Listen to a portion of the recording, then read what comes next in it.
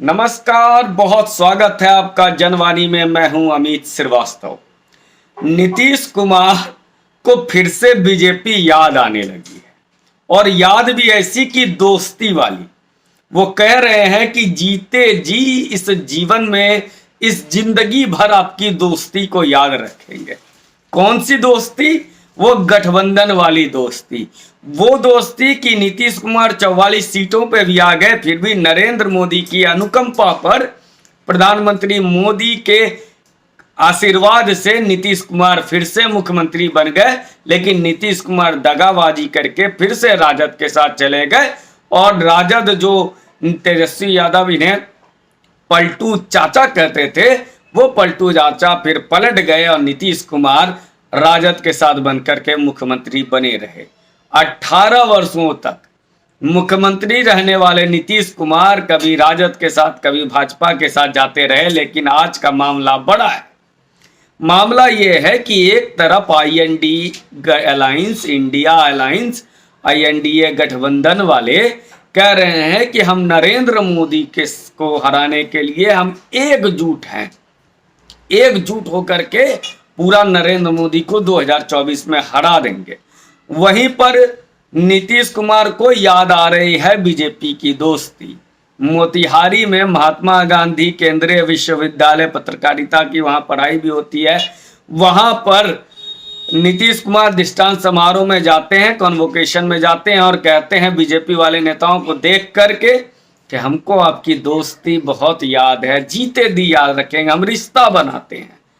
अरे आपको रिश्ता बनाना था नीतीश बाबू, तो फिर छोड़ के काहे गए थे? और आपने किसके साथ रिश्ता निभा दिया? दिग्विजय सिंह बांका के सांसद थे, रिश्ता निभाया क्या? जॉर्ज फर्नांडिस के साथ निभाए, शरद यादव के साथ निभाए, किनके साथ आपने निभाया? बीजेपी के साथ निभाए, लालू जी के साथ निभाए, जनता दल के अन्य साथियों के साथ निभाए। अरे किसके साथ आप रिश्ता निभाए हैं नीतीश जी? आरसीपी सिंह आपसे नाराज हो गए। उपेंद्र कुशवाहा आपका छोटा भाई कह रहा है कि संपत्ति का अधिकार बड़ा भाई हड़प लेगा, इसलिए हम अपने अधिकार लेके निकलेंगे। आरसीपी सिंह इतने बड़े राष्ट्रीय अध्यक्ष आपके थे, उनसे आपकी बनी नहीं। आपकी बनी किन से? ललन सिंह से कभी बनती है, कभी बिगड़ती है। तो ये क्या बड़ा मामला है?